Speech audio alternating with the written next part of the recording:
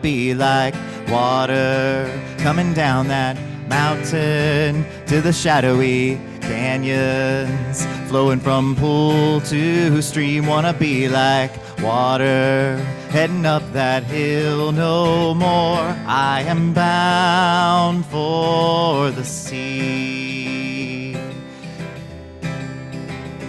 Have you ever seen an eagle head straight into the wind? He doesn't pick a fight, spreads his wings and just gives in. And in the end he always makes it home just fine. I guess he knows every storm subsides.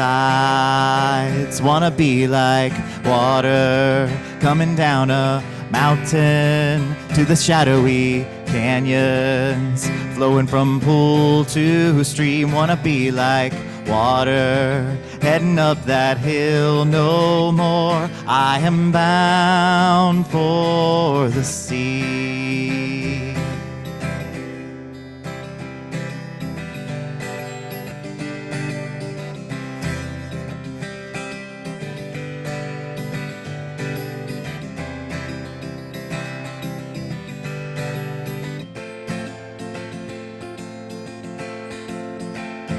I have railed against the stars for the cards that I've been dealt, for the lottery I've never won, for the heartache that I felt. But I always seems when I let go of expectations and regret, life's plenty surprises for me yet.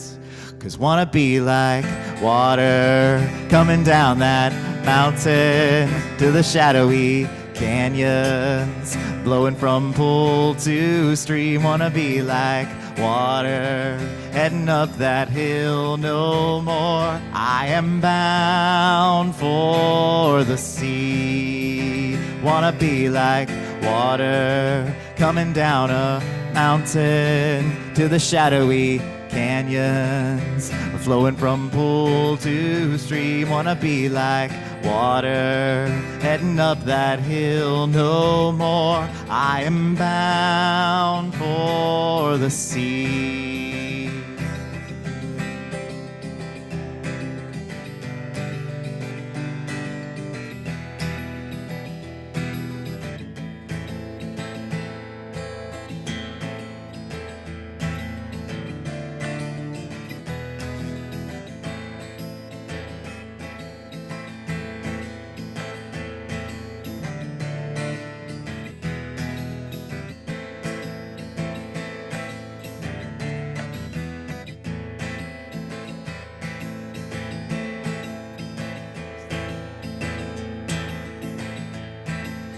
And I am the thinker who thinks the thought that changes things that shape my life. I am the thinker who thinks the thought I have the power to change my life. I am the thinker who thinks the thought that changes things that shape my life. I am the thinker who thinks the thought I have the power to change my life. If you ask me who am I am wisdom, I am light. I am more than meets the eye, cannot be defined. I am the thinker who thinks the thought that changes things that shape my life. I am the thinker who thinks the thought I have the power to change my life. If you ask me what am I am beauty, I am joy. I am more than meets the eye, I cannot be defined. I am the thinker who thinks the thought that changes things that shape my life. I am the thinker who thinks the thought I have the power to change my life. I am the thinker who thinks the thought that changes things that shape my life. I am the thinker who thinks the thought I have the power to change my life.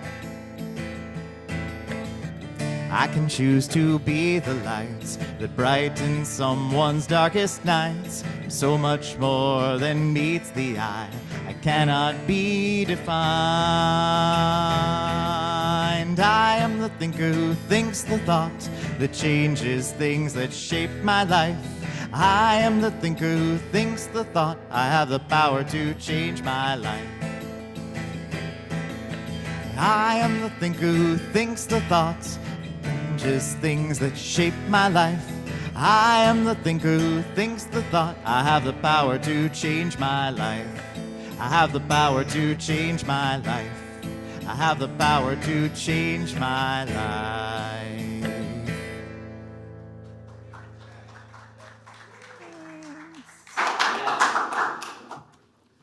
All right, aren't we so blessed to have Chris? Honestly, whew, always brings it to us every Sunday. All right, so good morning. My name is Suzanne. It's my blessing to welcome you to our Unity of the Keys Sunday service today in person and live stream on Facebook, YouTube, and Zoom. We know that there's no separation in God. We feel our spiritual connection with you now and always. We are one in the divine. We have a wonderful service planned for you today. We welcome Reverend Daybree to join us via Zoom from her home in Hot Springs, Arkansas, for her lesson called The Parable of the Pearl of Great Price. And our music team is here, led by music director Chris Price. So he's with us. All right, so let's look at what's happening here at Unity. If you've picked up one of these spotlights, you can see it's in there as well. Today's service, it's going to be shortened by just a little bit as we prepare the building for termite fumigation. So, yay that that's happening. So they're going to be working today and over the next few days to get that done. And we're deeply grateful for your contributions to the Project Restoration Campaign, which made it possible to quickly schedule this much-needed service. As part of the preparation, there will be no coffee or snacks following the service, as we need to clear the rooms for the team to begin their work. So thank you again for your understanding and support. All right, so February is going to be filled with events, beginning with our annual membership meeting. That's on February 8th. Watch for announcements soon regarding board member candidates for 2026. The annual Martin Luther King breakfast is tomorrow morning. Please see Robin after service if you'd like to purchase a ticket for this wonderful community event. And you can also see in the spotlight has all the goings on, so it's a great way to keep up with what's happening. All right, good time now to remind you to turn off your phone, your ringer on your phone, or mute your microphone if you're on Zoom. All right, I'll pass it back to Chris. That was a lot less announcements. All right. You were like, all right, and I was like, oh, okay. All right, well, good morning, everybody. We're going to do Fred Bogart and Sue Riley's song for us to start the day off. It's a little gathering in song. Sing along.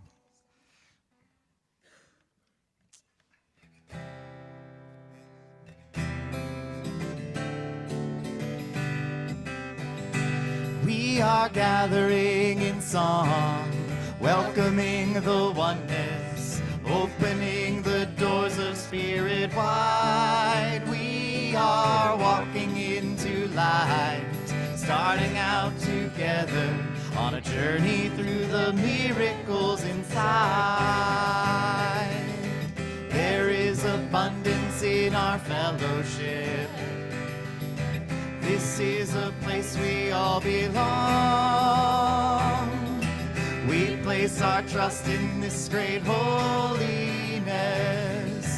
This is the moment, come along. We are gathering in song, welcoming the oneness, opening the doors of spirit wide. We are walking into light, starting out together on a journey through the miracles inside. There is a promise in our thankfulness. We know that when we seek, we find. We place our trust in this great holiness. This sacred space is yours and mine. We are gathering in song, welcoming the oneness, opening spirit wide. We are walking into life, starting out together on a journey through the miracles inside.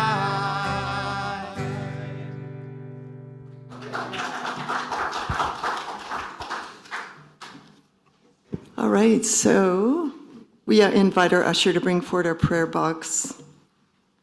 You know that you may submit your prayer requests on the blue or green forms that are in your seat back pockets, and also you can email to church@unityofthekeys.org.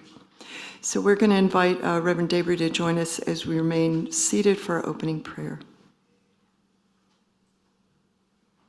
Thank you, Suzanne. And thank you to Chris and our music team for bringing us to this place in our service. And so we turn inward now for our opening prayer, and we say, thank you, precious Spirit. We enter this time recognizing the sacred stillness right here and right now. And we hold the prayers here in this prayer chest, the prayers that are on our hearts, and we lift them to the light for their perfect unfoldment, trusting in the divine truth behind every need. And so as we move into this space of our hearts and into the awareness of the power of prayer and the desire to share our good and our love and our blessings with all of humanity, Naomi will read aloud the names of those on our church prayer list. And during this time, I invite you to speak aloud, to whisper, to make a beautiful murmur of the names of those held on your personal prayer list, on your heart. Thank you, Naomi. Debbie, Larry, Jared, Lindsay, Kate, Roe, John and family, Gabby, Kevin, Mike, Bert, Nancy, Nina and her fiance, Susan, Taylor, Wolfgang, Carolyn, David, Paul, Gorky, Bruce, Mo, Mickey, Shell, Troy, Jane, Daisy, Rose, Stacy, Tom, Rachel, Sharon. We send light and love to all who seek comfort, all who seek clarity and renewal. We send that love and light from our heart to all that is, recognizing our oneness with all. We are so grateful for all of the blessings of which we are aware, and we send our gratitude for those blessings that we are not aware of as we stand in the light and hold the love. And together we say, and so it is, and so it is. Amen. So please stand as you're able for a namaste. Namaste means I salute the divinity in you. So let's acknowledge each other with a symbol of love. Please know that there's also many online. See if we can see them. There they are. On Facebook, YouTube, and Zoom, who are all connected with each of us here. You can say hello. Hello. Yay. All right. We're everywhere, all over. Nice. You may be seated.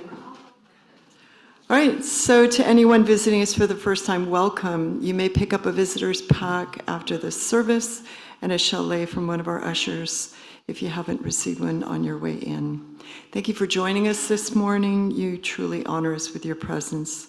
And to everyone else, welcome also. It's wonderful to see you and to be together. Unity is a worldwide spiritual movement dedicated to the ongoing awareness of the Spirit within all. We invite you to consider what you hear today, embrace what may work for you, and release the rest. We honor all names for God and all pathways to God. So please join me now for our affirmations. The first one is our mission statement. Together, unity of the Keys is a spiritual community celebrating our oneness with God. And our vision statement together. We see humanity awake to its divinity, fully experiencing love, peace, and abundance. The unity power of faith is our focus for January. Together, faith is the deep inner knowing and trusting that goes beyond my 5 human senses. I have faith in oneness. I have faith in God. And lastly, please join me for our statement of being. Together, there is only one presence and one power as the universe and as my life, God, the good, omnipotent. All right, so I'm going to invite Reverend Daybree back for our lesson today. Thank you, Suzanne. And so our lesson today, I've been very excited about this. I've been holding it in my mind, on my heart, in my meditation, as I chose this title several months ago, and then wanted to see what would arise from this parable. What would I want to share with you today? And it brought me to the question, what is worth everything? So Jesus taught in parables. That was one of the ways that Jesus conveyed his teachings to his followers. And parables are simply stories. They're powerful because they lend themselves to our personal understanding. They give us something familiar through examples to which we can relate. And they stir the imagination and help us to see the story as an actual event. Now, in the Bible, in the Christian scriptures in chapter 13, in the Gospel of Matthew, there's gathered together 7 distinct parables that Jesus used to describe the kingdom of heaven. The kingdom of heaven being that state of elevated spiritual consciousness that is within each one of us, that is within every one of us. The kingdom of heaven is a condition of the mind or a state of consciousness in which the mind, the body, and the soul are in harmony with divine mind. We're aware of divine mind. We're aware of that Christ consciousness. It's a state of being in the very essence of peace and love and harmony. We feel our connection with all that is. So the parables all make the same point, but each is designed for a specific group of listeners within the crowds that Jesus addressed when he would travel and he would be on the mountainsides and they would follow him. There were farmers and there were fishermen, there were housewives, and there were merchants. So the stories applied to their world, what they knew, the work that they did. Jesus said that the kingdom of heaven is like the treasure hidden in a field, which someone found and hid. Then, in his joy, he goes and sells all that he has and buys that field. The kingdom of heaven is like a merchant in search of fine pearls. On finding one pearl of great value, he went and sold all that he had and bought it. That is all there is to that parable. And the metaphysical message beneath each parable is that achieving that kingdom of heaven consciousness is more important, more valuable than anything else. It is a treasure that is hidden within us. It's a pearl. It's a pearl of great value, worth more than all that we have gained or gathered in our human experience. It's a gift of the divine. Remember, we are 100% human and 100% divine. So within the treasure hidden in the field, our mind and our heart are the field. They contain the hidden treasure of spiritual identity that we discover when we learn, when we recognize, when we find ourselves, when we recognize ourselves as a child of the Most High, when we recognize our oneness with all that is. The treasure hid in the field is that logical truth that all that is belongs to all beings and can be brought forth by giving up looking for value in the world and instead looking within. Like a man who is a merchant seeking fine pearls, we are that merchant who is seeking the jewel of the soul, our spiritual good. And that pearl is pure spiritual understanding. So when we know the great worth of our spiritual understanding, we gladly give up everything that would hinder that realization of it. We go, we release it, we sell it, we trade it. What we also know is that there is no fee. There's no price tag. There's no money required for this realization, for this transformation. The kingdom of heaven, the realization of Christ consciousness, does not carry a fee. Now, we may have tried that. We bought the books, we acquired the video, the CD, the DVD, the MP4, the streaming platform, purchased a subscription to this or that, attended this workshop, that conference, this weekend retreat. And there can be great value in one or all of those avenues. And what we learn when we put the book down or we come home from the retreat is that it is still up to us. It is always up to us. No one can anoint us with Christ consciousness. No one can give us what we already have within us. And that's that inside job that I refer to often, because it's all inner work. It is all our work to do. Personal dedication to using, to practicing, to refining spiritual tools, and to committing to time in the silence in prayer and meditation to enrich our lives and the lives of the people around us. So let's look again at the parable of the pearl of great price. This is a short story. It's only a sentence or two long.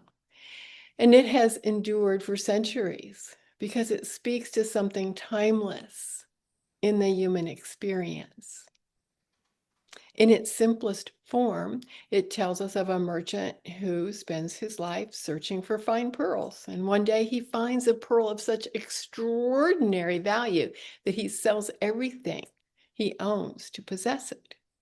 That's the whole story. There's no miracles. There's no commandments. There's no reward promised beyond the pearl itself. And yet, this short parable continues to echo across cultures and generations because it asks the question every human being must eventually face. What is truly worth everything? Now, the lesson of the parable of the pearl of great price is about meaning and clarity.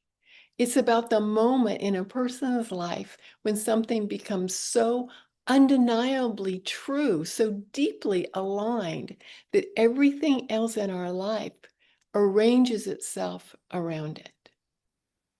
The merchant in the story is not a beginner. He is not someone who stumbles accidentally into wisdom. He's already a seeker. He knows pearls. He spent his life examining them, trading them, learning their subtle differences. So spiritually speaking, the parable honors experience. The merchant represents that part of us that has explored many paths: success, relationships, achievements, pleasures, identities, and failures, trying to understand what truly enriches our lives. Now, most people do not recognize what matters most to them immediately. We learn by contrast. We try one thing, then another. We sometimes chase things that seem promising at first: approval, security, excitement, control, status.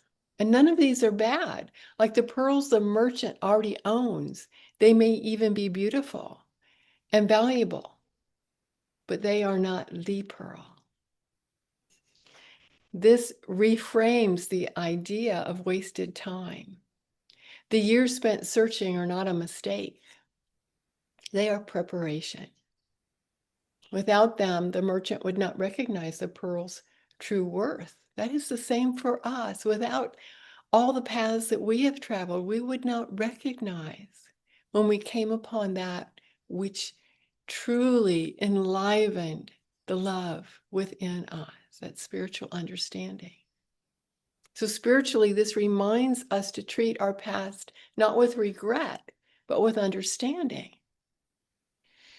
What we have lived has trained our discernment. One striking detail in the parable is how quickly the merchant decides. There's no bargaining, there's no hesitation, there's no attempt to keep a few pearls just in case. He sees the pearl and he knows. Recognition is not gradual, it is instant. And this points to a deep spiritual truth. When something aligns with our deepest self, recognition is immediate. It does not require persuasion or need consensus. It bypasses logic and it goes straight to knowing, a knowing that resounds within our inner self, our self with a capital S. People often describe these moments in different ways: a sense of peace, a feeling of coming home, a quiet certainty. It may arise when someone discovers a calling, or forgives deeply, or finally lives authentically. These moments are not loud, but they are clear. So the lesson here is subtle but important. Confusion is a sign of misalignment. When something is right at the deepest level, it simplifies rather than complicates. The merchant does not become anxious, he becomes decisive. He knows exactly what he is to do. At first glance, the parable might sound extreme. The merchant sells everything he owns. From a practical perspective, this might seem reckless. But from a spiritual perspective, it is precise. The story does not say that he loses everything. It says he trades everything, and there's a difference. Spiritually, the cost of the pearl is not punishment. It is exchange. An exchange. To live life in alignment with what matters most, some things cannot come along for the journey. Old identities, false priorities, ego attachments, those old belief systems, those deeply rooted fears, they lose their relevance. This can be misunderstood as a sacrifice, but most people who have found their pearl describe the opposite, a sense of relief. What falls away was already heavy. It did not belong. The pearl does not impoverish the merchant, it clarifies him. And the pearl is singular. The merchant does not collect many pearls of equal value. There is one. There is but one. And this does not mean that life becomes narrow or rigid. On the contrary, life becomes focused. Energy that was once spent, dispersed, becomes available. Integrity replaces internal conflict. And there's no command in the parable. No authority figure tells the merchant what to do. The decision is entirely his or hers. For the pearl cannot be imposed, and it cannot be chosen out of fear or obligation. It must be freely recognized and freely chosen. This is why spiritual truths cannot be mass-produced. Each person's pearl may look different on the surface. Art, service, love, truthfulness, compassion, presence. But the experience of recognizing it is universal. Authentic transformation always comes from within. The parable notes that the merchant sells everything with joy. Joy is a spiritual compass. When alignment is real, even difficult actions carry a sense of rightness. This does not mean the process is painless, but it does mean it is meaningful. And this invites an honest question. What choices in my life feel heavy and which feel alive, even when they are hard? The answer often points toward or away from the pearl. And the parable does not end with the merchant enjoying the pearl, it ends with the choice. This suggests that the true teaching is not possession, but orientation, recognizing what is truly important. Spiritually, the pearl is not something we display, it is something we live from. It reshapes how we spend time, how we treat others, how we define success, day to day, minute by minute, and how we express love. These choices often look ordinary from the outside. The merchant does not become famous, he simply becomes whole. The parable of the pearl of great price does not demand belief. It offers a mirror and it asks each person gently and without judgment, if you were honest, what would you give everything for? Not because you were told to, but because you knew it was true. On this Sunday, the lesson is not to sell everything you own. It is to notice what already owns you, to notice what you protect, what you fear losing, what quietly shapes your decisions. And then, with patience and compassion for yourself, to ask whether any of it is the pearl, your pearl. For one day, each one of us recognizes our spiritual good clearly and unmistakably. And we have the courage of the merchant and the joy of alignment and the peace that comes from knowing that it is worth everything. And so it is. And so it is this day. We move now into this sacred time, this quieting of our busy mind,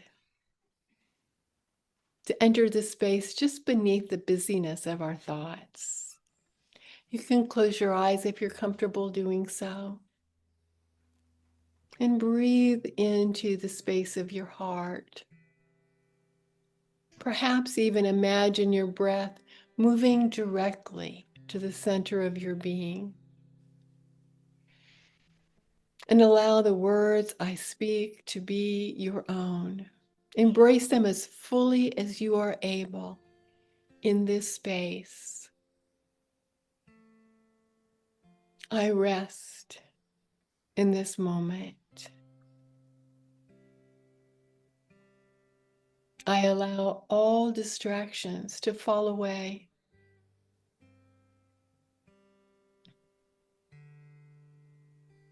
Any sounds I hear become part of the vibration of this precious time. I relax into the now. And as I breathe into this space, I acknowledge, I allow, with a softness of my being, I recognize the deep wisdom of the ages, the deep knowing that resides within me, a wisdom that surpasses my human understanding, a spiritual knowing.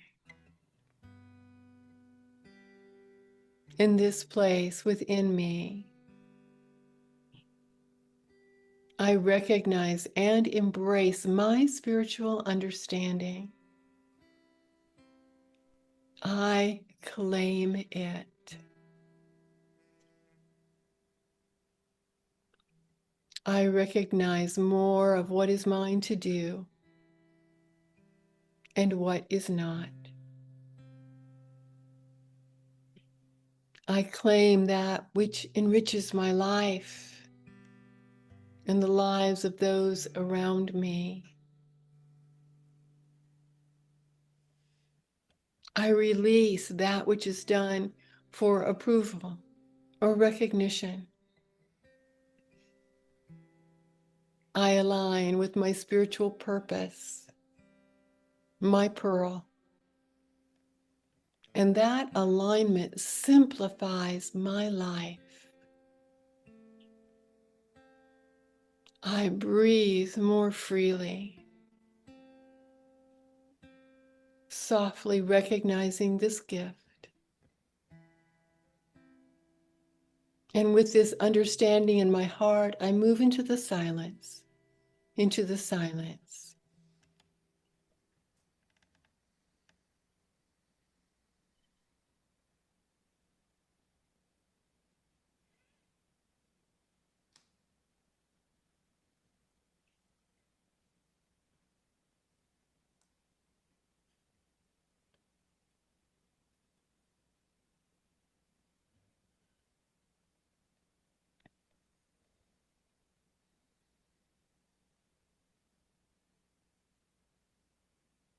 I claim my good. I allow Spirit to guide me in all things. I claim my good. I allow Spirit to guide me in all things. With this affirmation firmly on my mind and heart, I return to the awareness of this place and this space, grateful for the gift of reflection, opening my eyes when I am ready, feeling loved, and so it is.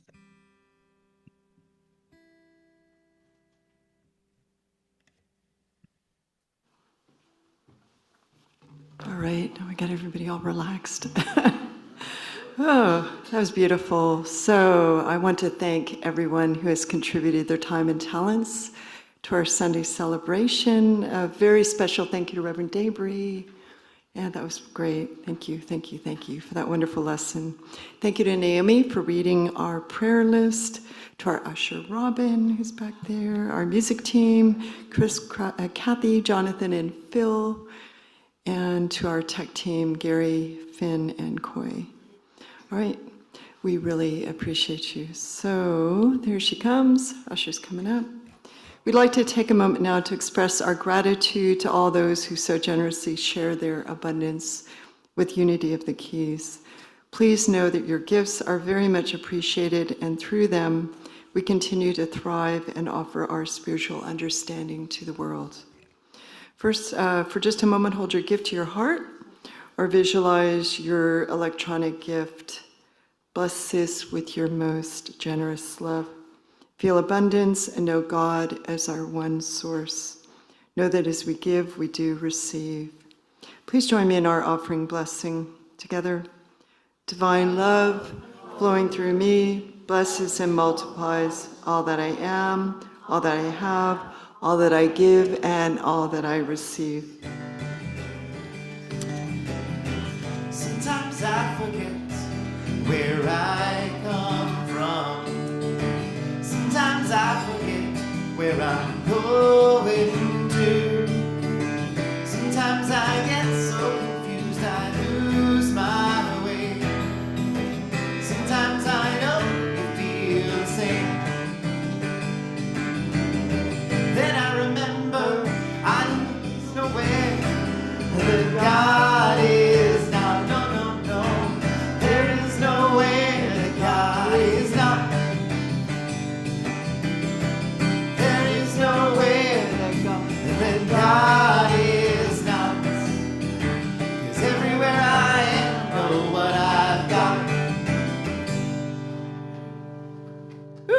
All right. We promised you it was going to be snappy this morning. That was great. Thank you, Chris. All right, so Unity of the Keys not only teaches tithing, we also practice it. We tithe, that is 10% of our income each week, and we fully support each person in their own path of intentional giving. So this week we're donating $130.37 to Unity Worldwide Ministries. Yay! All right.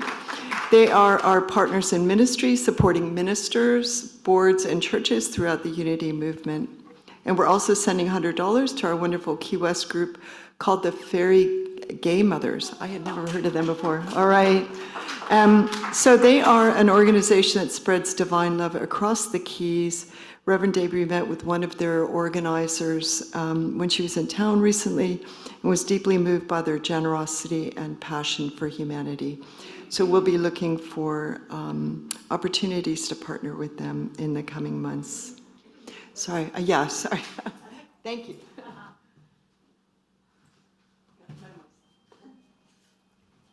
All right, so next Sunday our lesson is going to be offered via Zoom by Reverend Daybree, and the talk is called, What is the Rhythm of Your Life? Our days have a rhythm, creating the rhythm of our lives. What might be the rhythm you have created? Is it working for you? Would you like to alter it a bit or a lot? All right, so we hope you join us for that. And I think we are ready to bring the kids in. We are walking as the light, as the light, as the light. We are walking as the light of God. As the light, as the light, as the light, as the light, as the light, as the light, as the light of God. We are walking as the light, as the light, as the light. We are walking as the light of God. All right. Good morning, everyone. We had a nice morning this morning talking about faith, and we talked about the first two lines of our prayer protection. The light of God surrounds us, and the love of God enfolds us. We used me, and the kids drew a picture of I Spy God, using their faith to know that God is always with us. Nice. All right, so let's bless the children together. Children of light, we bless you. We see you loved, guided, and protected by God's presence. All right, so I just want to mention always the prayer chaplains that are here, if you would raise your hand. All right, so if you need individual prayer after service, you know who to find and talk to. And also Deborah Butler, who is, I believe she's with us today. There she is. All right, yay. We miss her. Come back, Deborah. Hey. All right, so if you would stand, we're not going to circle up, we're just going to stand for the peace song and prayer protection. Let there be peace on earth, and let it begin with me. Let there be peace on earth, the peace that was meant to be, with God as creator, family all are we. Let us walk with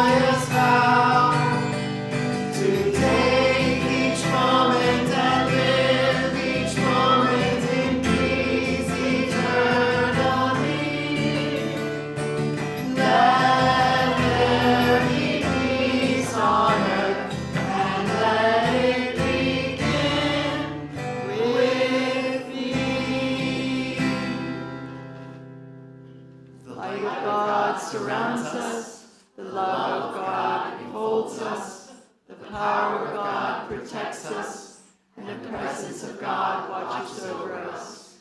Wherever we are,